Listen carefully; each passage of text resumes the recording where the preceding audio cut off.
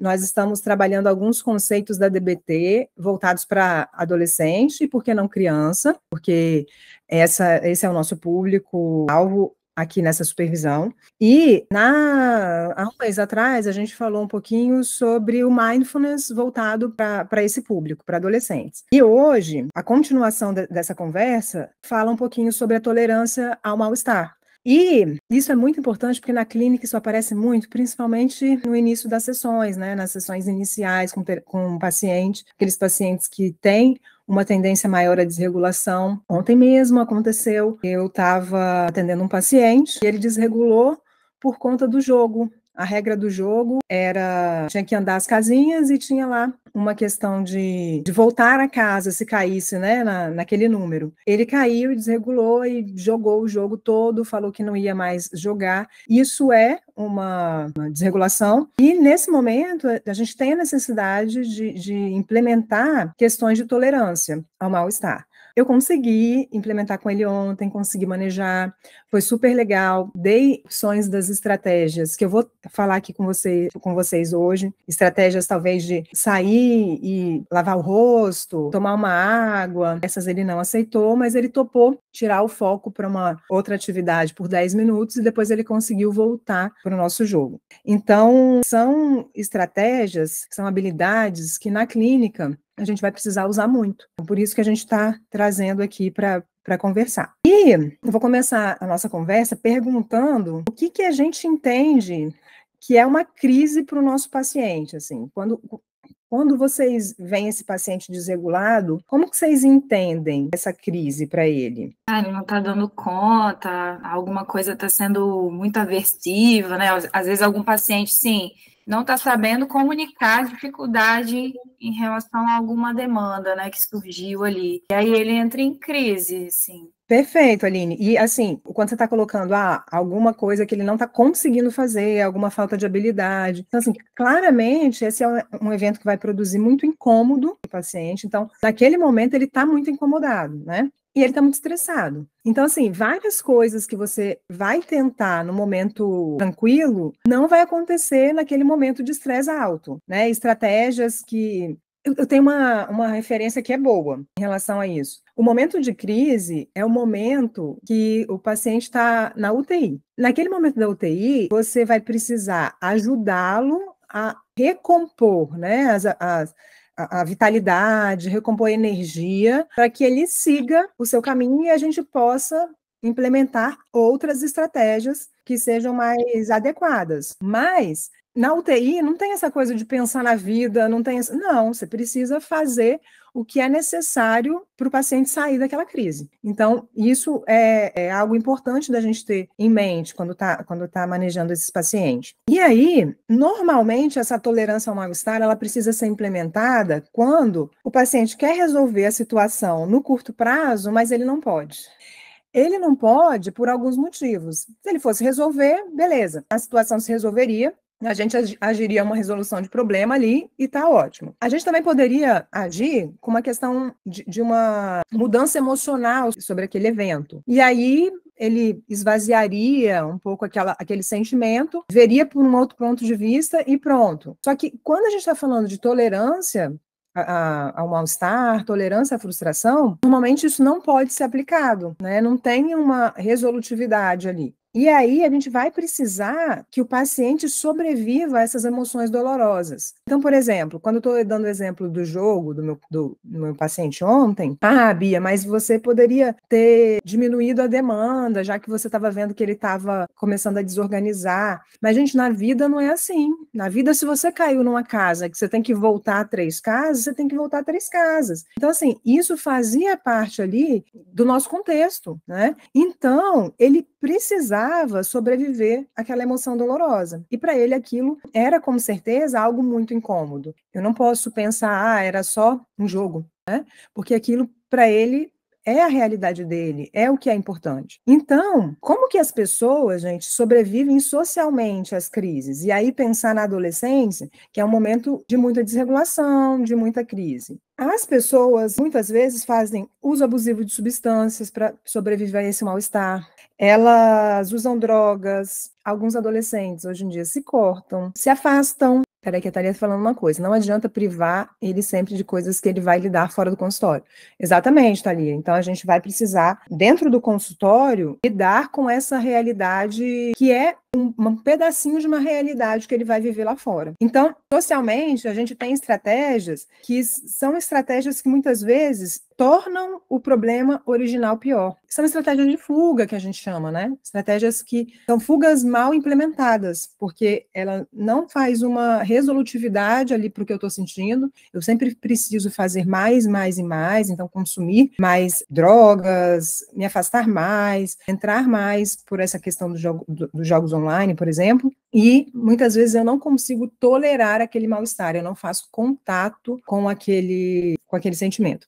Inclusive, essa semana, a gente postou no Instagram do Kids uma coisa muito interessante sobre uma pesquisa das chupetas digitais. O que seria a chupeta digital? Seria o manejo parental das crises infantis e que, diante do mínimo sinal de crise, o pai vai lá, os pais, né, vão lá e oferecem um celular, um tablet, uma televisão para a criança. E falando de quanto isso é prejudicial, visto que você tira o foco daquela tolerância, porque às vezes a gente vai precisar tolerar, porque é isso, e pensar em estratégias ali, só que é tirar um foco que depois não volta aquilo nunca mais, né? Você tira o foco e só para de pensar, por exemplo, ontem no jogo que você foi frustrado, e a gente não tem a possibilidade de trabalhar isso com as crianças, e as crianças acabam ficando muito intolerantes a qualquer sensação de mal-estar, e isso é muito ruim para o desenvolvimento socioemocional dela.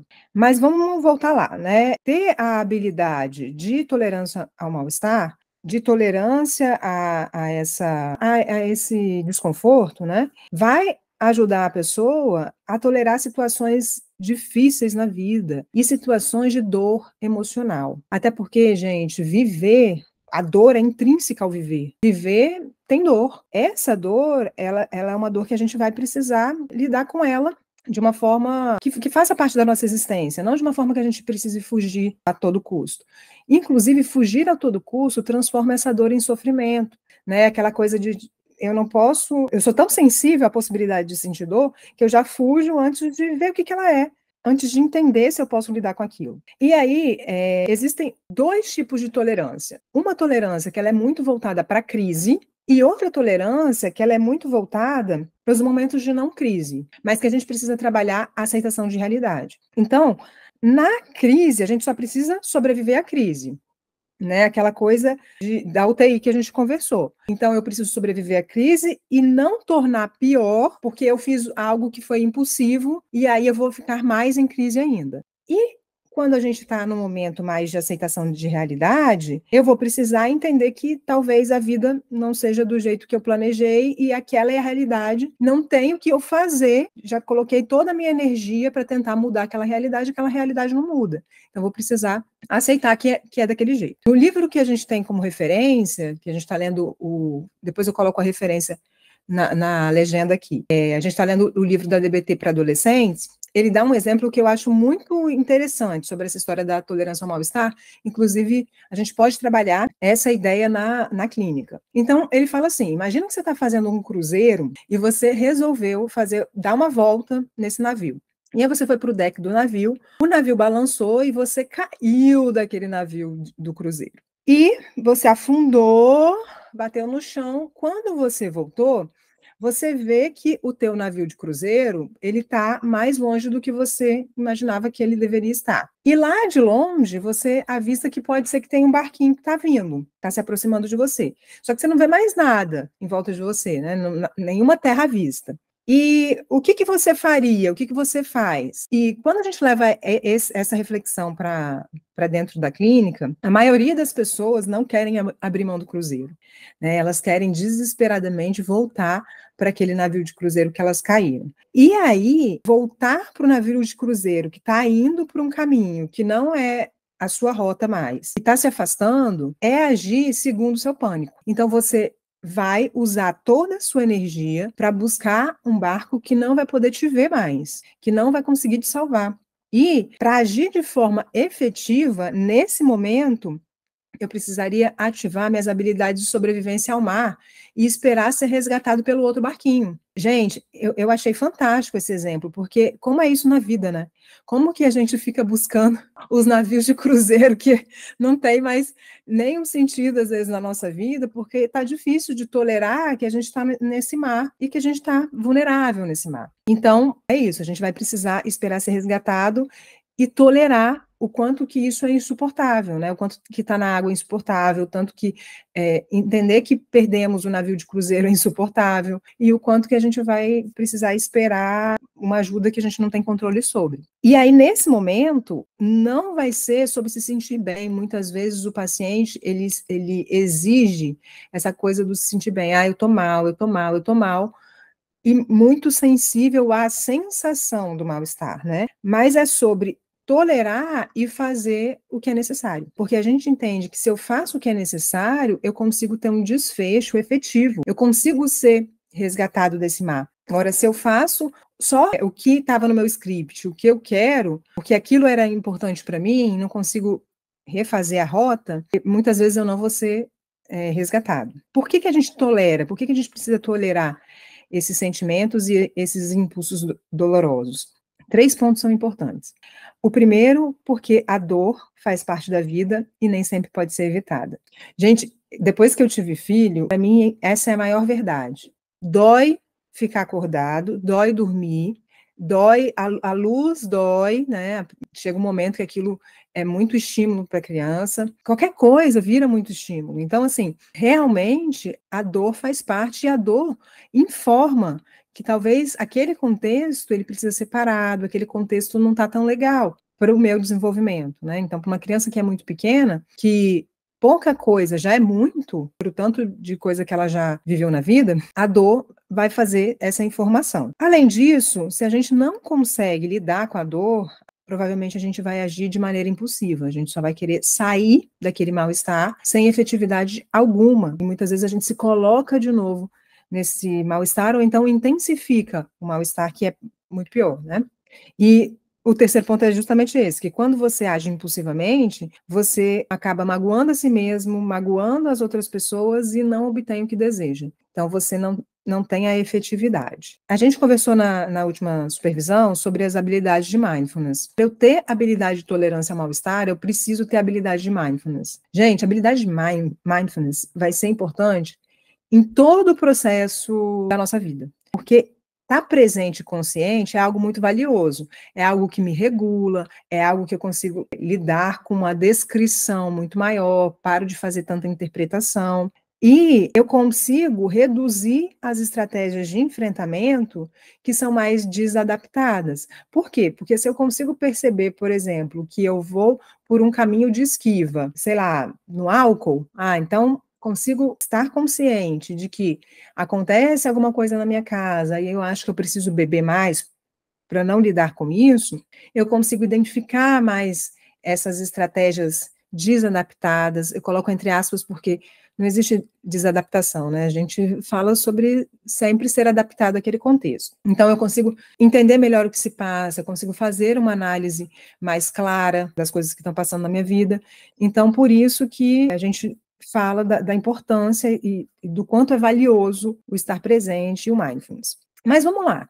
Muitos dos nossos pacientes, eles vão assumir uma postura de que talvez sobreviver à crise não é uma boa ideia. Gente, e isso faz todo sentido quando a gente está falando de infância e adolescência, porque estamos falando de um momento na vida onde a gente ainda é muito instável emocionalmente. A gente ainda está construindo essa questão socioemocional, nosso córtex pré-frontal ainda não está completamente desenvolvido, faz sentido biológico, principalmente na adolescência. A gente tem aí mudanças importantíssimas em termos de hormônios que mudam realmente o humor, em termos de mudanças sociais, né, o papel social que eu passo a ocupar. São muitas questões e muitas vezes a gente vai ver esse adolescente e essa criança num lugar muito de negação de qualquer possibilidade de intervenção. Nada funciona. Ontem, meu pacientezinho falava isso para mim, né? Quando eu falava assim, vamos lá tomar uma água, e ele, não vai adiantar. vamos lá lavar o rosto? Eu não quero lavar o rosto. Então, ele falava desse emocional que estava ali comandando, né, esse processo. E quando a gente tem um emocional que comanda, pais de crianças pequenas vão entender, assim. Sabe quando o filho está muito cansado? Então, assim, ele está emocionalmente cansado e você propõe, vamos tomar banho para dormir, e isso não é algo bom, assim, ele empaca e é capaz de fazer uma birra ali, sentado, morrendo de sono. É mais ou menos isso. Quando a gente deixa o emocional comandar e é um emocional desregulado, esse emocional, muitas vezes, ele empaca a gente, ele paralisa. Então, por que sobreviver à crise é uma boa ideia? Os nossos pacientes pode ser que respondam, não vai ser uma boa ideia, eu não quero sobreviver à crise, eu só quero parar de jogar esse jogo, eu só quero fazer o que eu gosto, que foi o que eu ouvi ontem. E aí a gente vai precisar sensibilizá-los para pensar em soluções temporárias que podem ser aceitáveis em algumas situações. Aí vocês podem falar bem assim, mas Bia, aí eu não consegui entender. As soluções sociais que a gente conversou lá atrás, de, sei lá, usar drogas, se cortar, se afastar, não são soluções que têm esse caráter? Gente, pode ser que em algum momento não usar drogas e não se cortar, nada que coloque a pessoa em risco. Mas, por exemplo, se afastar.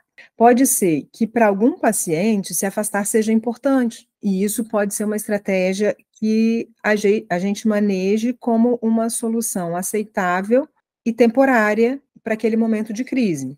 Mas qual é a diferença das soluções sociais que normalmente a gente arruma e das soluções que a gente vai pensar com eles? A efetividade. A gente sempre vai precisar olhar para a efetividade daquela solução que a gente vai pensar com o paciente. Então, para algumas pessoas, algumas tarefas vão ser super úteis e efetivas, para outras não. Talvez seja importante a gente pensar nessa efetividade antes da crise. Então, eu estou com o paciente no momento de processo terapêutico. Ele está vindo bem, ele não está com uma crise intensa. Então, poxa, quando você estiver um pouco mais ansioso, quando você estiver se sentindo pior, o que a gente pode fazer nesses dias, né? Então, a gente faz essa lista. Por quê? Porque na hora da crise ele talvez consiga acessar essa lista mais rápido e aí ele consiga manejar essa crise de uma forma diferente. Já que a gente está falando sobre aceitação e sobre a crise em si, vamos lá, a gente tem formas de ação, a gente como terapeuta, diferentes nesses dois momentos da tolerância ao mal-estar. Se eu estou falando de crise, eu preciso tirar o paciente daquele furacão. Então, a proposta são tarefas que a gente possa fazer com distração, mais atenção plena. Não é uma distração, vou ficar distraído e pronto. É uma distração que eu vou me distrair e colocar a minha atenção plenamente nessa outra tarefa. Crises mais intensas provavelmente me impedem esse paciente de ir por esse caminho. Aí eu vou precisar trabalhar com a bioquímica desse paciente. Um banho gelado, um exercício mais intenso, coisas que vão fazer essa excitação emocional dar uma diminuída. Gente, essa diminuída, as pesquisas mostram que ela não é uma diminuída forever. Eu consigo dar essa diminuída de mais ou menos 5 a 20 minutos, isso consegue ser estancado, né? Isso vai ser o trabalho de um sistema simpático muito excitado, e essa diminuída vai agir no sistema parasimpático, para dar uma puxada para baixo. Mas depois dessa crise muito intensa, eu vou precisar usar habilidades de tolerância ao mal-estar, que seria uma crise mais ok. Então, dentro da crise, a gente ainda tem algumas diferenças aí. Mas então vamos lá. Distrações que seriam para crises, ok, para o momento que o paciente começa a identificar que ele está mais desregulado, que ele vai precisar tolerar esse mal-estar. Como que a gente poderia pensar com o paciente essas estratégias que devem ser acessadas rapidamente em diferentes contextos. Por quê? Porque ele pode estar na família, ele pode estar na terapia, ele pode estar na igreja, ele pode estar na escola, e ele vai precisar acessar essas estratégias. Então, assim, a gente tem, didaticamente, algumas formas de pensar com o paciente essas estratégias. Muitas vezes a gente pensa nas atividades agradáveis, fazer uma lista de atividades que são agradáveis para o paciente. E essa lista é infinita: cantar, fazer jardinagem, mas não é algo que você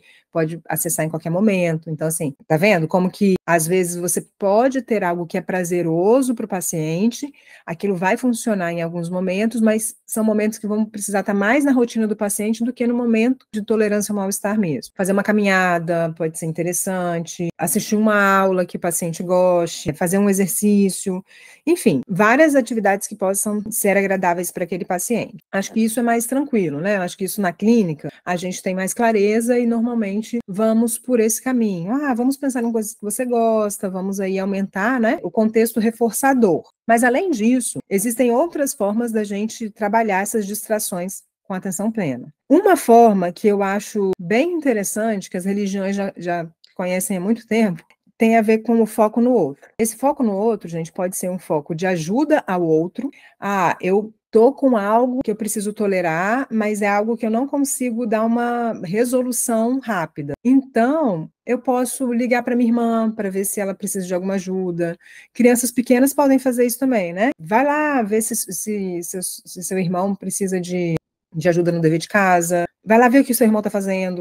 E um outro foco no outro, que eu acho bem interessante, tem a ver com que eu falei da história das religiões, focar na história de vida de outras pessoas. Então, assim, a religião, quando fala um pouquinho da história de Jesus, está tirando o foco da nossa própria história e a gente consegue tolerar o mal-estar muito melhor ouvindo sobre a vida de outra pessoa. Então, isso também pode ser interessante de ser trabalhado com alguns pacientes, não necessariamente só de cunho religioso, né, mas também de cunho de alguém que eles gostem, de pessoas que a gente possa trabalhar como exemplo ali na terapia. Inclusive, isso também tem a ver com essas coisas, né, dos ícones das gerações, assim, que podem dar bons exemplos para os adolescentes, para as crianças. Outra forma de distração, atividades de rotina, então atividades vai fazer em casa, se eles têm alguma rotina programada em casa, arrumar o quarto, arrumar a estante,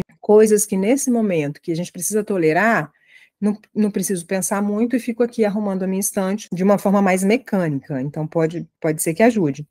Mas também temos que pensar, porque às vezes não é uma atividade que é acessada rapidamente em diferentes contextos. Tem uma que é ótima para a gente acessar em diferentes contextos, que são trabalhar com lembranças agradáveis ou trabalhar com a imaginação. No momento que o paciente se vir nesse desconforto, ele para e começa a levar a imaginação para outros momentos da vida onde ele não estava assim, para momentos agradáveis que ele passou com a família, por exemplo, como se fosse um lugar seguro mesmo. Ele consegue fazer esse enfrentamento de uma forma mais efetiva e suportar, né, aquele desconforto. E um outro ponto que nossos pais sabiam desde quando a gente era pequeno, que é a substituição de pensamentos. Quando a gente fala para a criança, você não está conseguindo dormir, conta carneirinhos, é mais ou menos isso, você está substituindo o pensamento. Ao invés de você ficar aqui, sei lá, funcionando na lógica de, não estou conseguindo dormir, ou então fecha o olho, não vem o sono, coisas desse tipo, você conta carneirinhos, você desfoca a sua atenção e distrai, né, a sua atenção, e com a atenção plena fica lá, contando os carneirinhos e conseguindo, em algum momento, dormir. Eu sempre dou o exemplo para os meus pacientes que eu, quando faço corrida, tem tempo que eu não faço, mas quando eu faço, que às vezes você fica desconfortável em alguns momentos da corrida, né? A corrida tem essa característica de chegar num ponto que você precisa ir um pouquinho além do seu limite e aí é um pouco desconfortável. Eu conto números. Tem gente que ouve música, por exemplo, então isso são estratégias que a gente faz para distrair pensamentos. E a questão da excitação emocional extrema, que aí é a crise extrema, né? A crise daquela pessoa que não vai conseguir usar nenhuma habilidade porque ela está emocionalmente muito excitada, o sistema simpático dela está muito ativado. Nesse momento ela vai esquecer de qualquer habilidade, aquele paciente que fala, não estou conseguindo usar a habilidade, eu nem lembrei de nada que você me disse, ele está ativado demais para qualquer coisa, então nada vai parecer funcionar, ele está naquela coisa de tudo ou nada. Vamos pensar que é uma zona vermelha do estado emocional, né? O paciente que vai entrar nesse estado. Está em pânico e ele vai apresentar muita resposta de luta e fuga. Nesse momento, é o momento que é mais possível dele apresentar respostas impulsivas. Nesse momento, a gente vai entrar com estratégias de mudança de estado corporal mesmo, aquelas que eu falei, que muda de 5 a 20 minutos, para depois a gente entrar em uma habilidade um pouco mais morninha. Mas a gente vai desenvolver essas estratégias para acalmar o paciente e ganhar tempo para usar as outras habilidades, que ela vai reduzir a bioquímica do corpo mesmo. Só para lembrar, quando a gente está falando de bioquímica, a gente está falando de uma mudança corporal. Então, nessa hora, quando o sistema nervoso simpático está ativado, o paciente vai falar de batimento cardíaco aumentado, pressão arterial aumentada, produção de saliva aumentada, pupila dilatada e digestão mais lenta. Essas partes não, né? Ele não vai conseguir ser sensível a isso, mas é isso que acontece nessa hora. Então, o corpo se prepara para ação. Então, é um momento de muito mais impulsividade que ele tem. Por isso que a gente vai precisar dessas habilidades que mudam o estado corporal. Que atividades são essas, né? Um banho frio, lavar o rosto, um aeróbico intenso, exercício de respiração, relaxamento muscular progressivo. Bia, eu só vou trabalhar isso com os pacientes na hora que estiver acontecendo a crise. O banho, ok. Todo mundo toma banho todo dia, então isso já é uma habilidade que ele tem. Agora, se o paciente não souber nada de relaxamento muscular progressivo ou como trabalhar a respiração, provavelmente você não vai conseguir fazer isso, acessar essa habilidade nessa hora da crise. Você vai precisar de um treino prévio. Então, se o paciente faz muito esse tipo de crise, você vai precisar ir trabalhando isso anteriormente. Tem uma outra habilidade, é a história do gelo. Pacientes que fazem o autocutting, né? Muitas vezes a gente trabalha a estratégia do gelo. Ao invés de se cortar, coloca o gelo na mão, aperta, e aquele gelo vai produzir uma dor, e você segura aquele gelo até ele estiver doendo muito, e aí você abre a mão. A função é que os cortes, eles podem produzir coisas mais graves, uma infecção, algo que possa levar à morte. E o gelo é uma estratégia que seria uma redução de danos para isso, ensinando o paciente que a gente vai precisar sair dessa intensidade, mas ainda com a intensidade da dor, tá? Mas aí, beleza, a crise passou, é hora de escolher o que fazer. E aí é aquilo que a gente conversou, né? Se o problema pudesse ser resolvido, a gente partiria para uma resolução de problema. Mas um problema que não tem resolução, por exemplo, imagina um adolescente chegando e falando que discutiu com os pais, e os pais que têm ideias sobre adolescência, sobre respeito a regras muito rígidas e que talvez não vão implementar nesse momento uma mudança. A gente vai ter que trabalhar com eles a aceitação de realidade. E esse vai ser o tema do nosso próximo encontro, aceitação de realidade. Então, a tolerância ao mal-estar não acaba aqui, vai acabar no nosso próximo encontro.